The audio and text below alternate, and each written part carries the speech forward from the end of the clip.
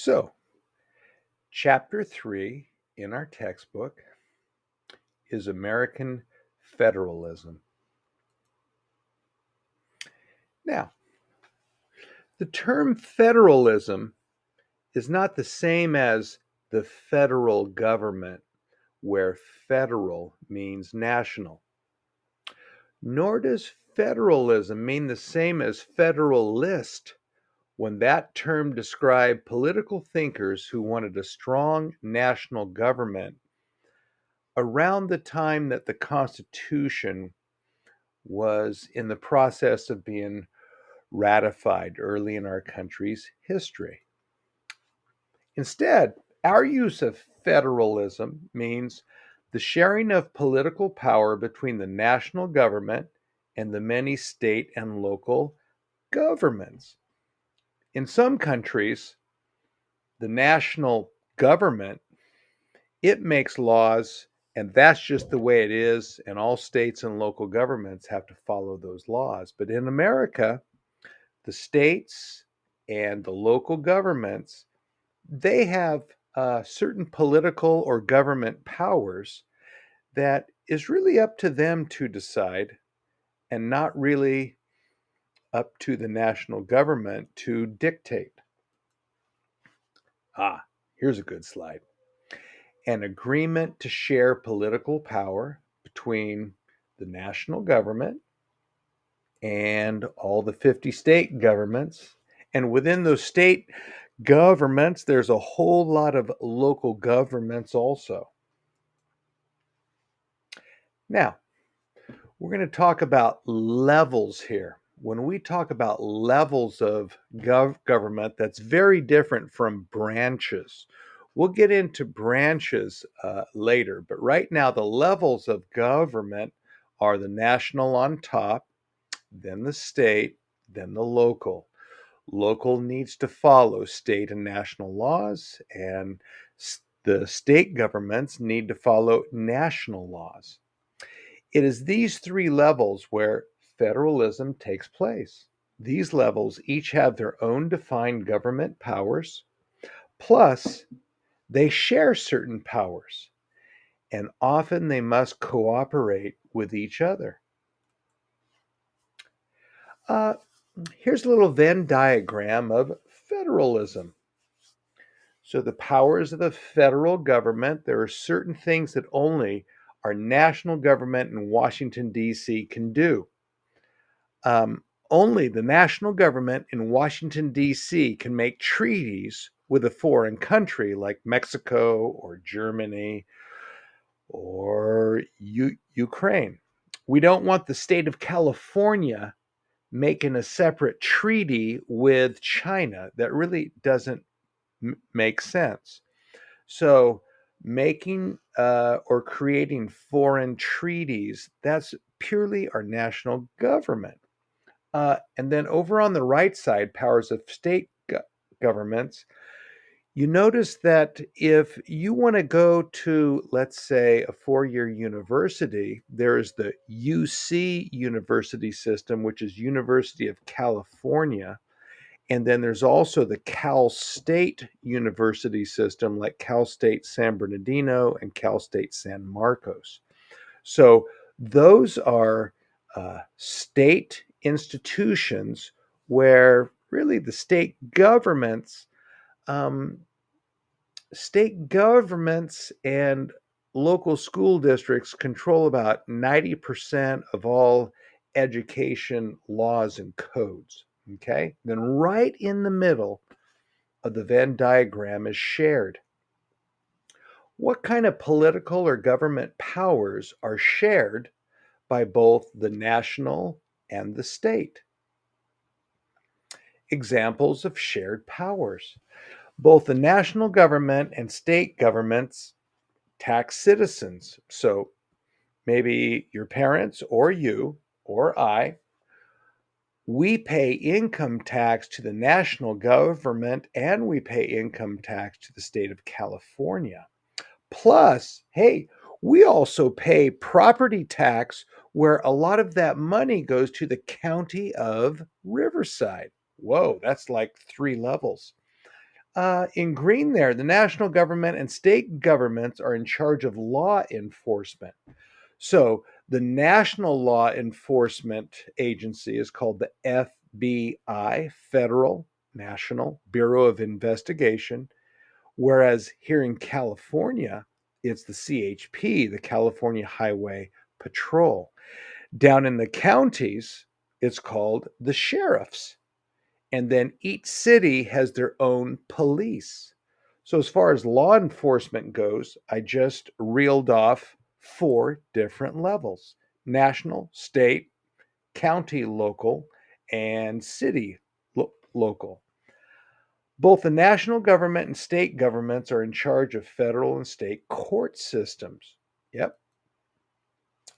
Now, the American federal system has 4 levels of government responsibility. Over there in the nicely shaded green area, very light green, we got the federal or the national level, the state level, and then down at the bottom, the local level. But sometimes those powers are shared by federal or national and the state, or they're shared with state and local. Okay? So if you take a look at the federal responsibilities over on the far left side, okay, you can see those 4 things that the federal government is in charge of. If you look down at the bottom of that column, protects copyrights and patents. Can you imagine what a mess our country would be if there were 50 states who copyrighted and patented all kinds of inventions and songs and shows and books, patented them in different ways? Okay.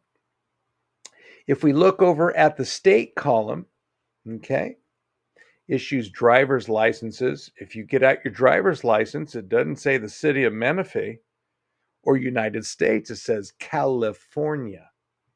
Okay. Regulates fire departments. That's why not really our local fire departments, but the main fire suppressing agency in California is called Cal Fire. They fight the big forest fires.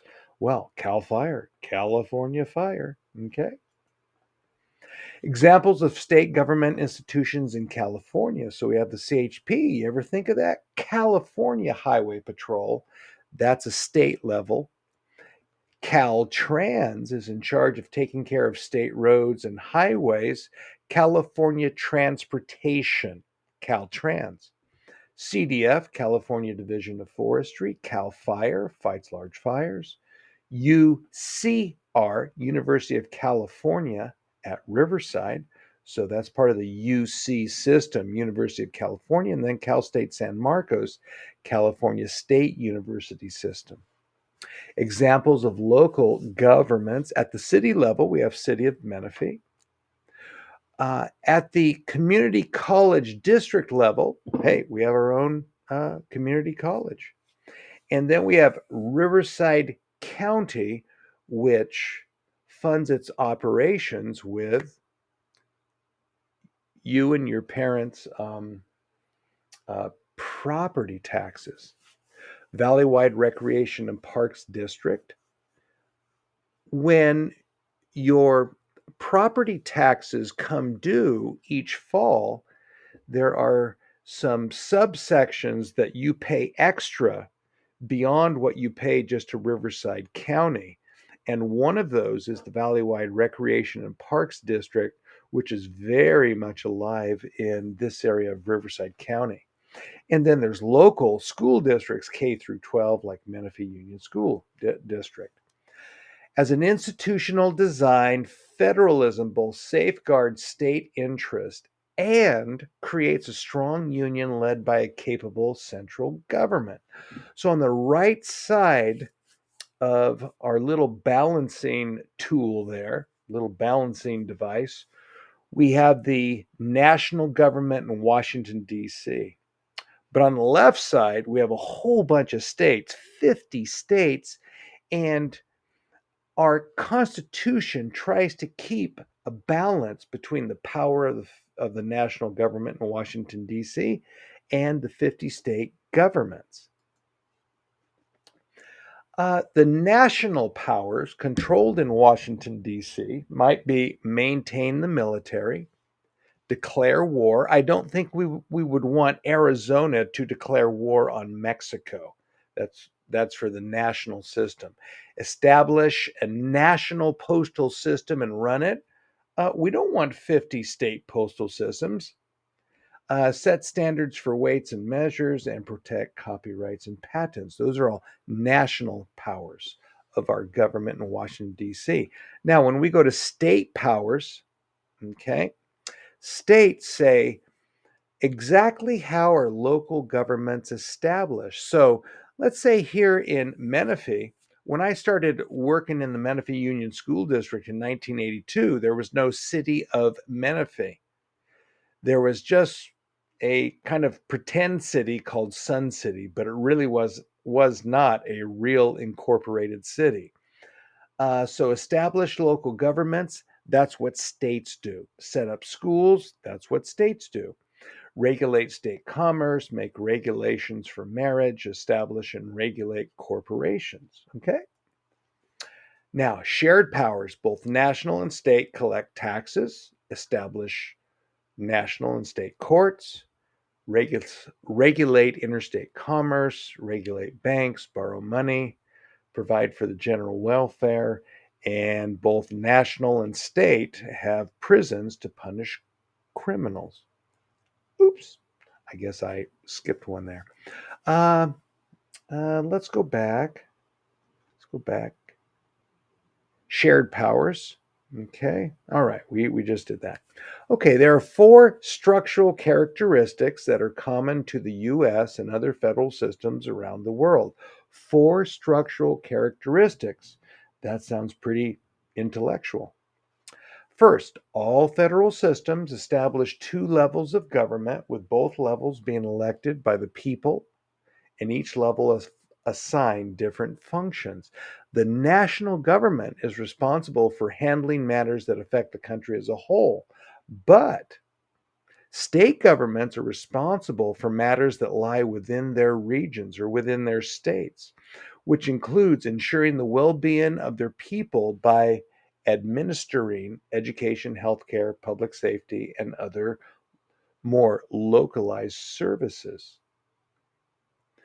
Second, the characteristic common to all federal systems is a written national constitution that cannot be changed without the substantial consent of subnational governments. So in our constitution, it says that our whole federal system that has rules and laws within the US Constitution, that Constitution cannot be changed unless a, a huge majority of states agree to it, like two-thirds or three-fourths of all states. So those changes called amendments are pretty rare, but when there's a groundswell of popularity to pass a certain amendment to make sure that now those rights within that amendment are protected by the Constitution, okay. Third, the constitutions of countries with federal system formally allocate legislative, judicial, and executive authority to the two levels of government in such a way as to ensure each level has some degree of autonomy from each other. So, whether it's Germany, Mexico, or the United States, there are those three branches of government: legislative, judicial, and executive. They exist both at the national level and at the state level. And that key word, autonomy, in Germany, in Mexico, in America, in France, in Japan, both states and the national government have their own political powers. Fourth, another common characteristic of federalism around the world is that national courts commonly resolve disputes between levels, branches, and departments of government. So let's say two branches in the national government can't decide on something. It goes to the Supreme Court. Let's say two states have a problem with each other, like water rights of the Colorado River. That can go to federal or the Supreme Courts, and the Supreme Court can decide disputes between states or disputes between the national government and states. Now, an example of modern federalism with a certain controversy is abortion. So, up until 1973, each state could make up their own laws about abortion without national government interference. So, some states said no abortions ever. Some states said not many abortions. We'll allow a few um, kind of excusable circumstances that abortions will be allowed. And then some states, like California before 1973, abortion was legal. And then in purple, in 1973, the Supreme Court, they issued the Roe versus Wade ruling, which said that abortion was a constitutional right of privacy for women. And that ruling forced abortion from state level policy to national level policy. So, in red, after Roe versus Wade, many Americans hated abortion being legalized by the National Supreme Court. So, abortion in yellow became a very strong national political issue. And then, in first one in blue, the only way to overturn Roe versus Wade was for Congress to pass a national law outlining abortion. But Congress would never do that. Or for the Supreme Court to rule in the opposite direction of Roe versus Wade and make this a state policy again.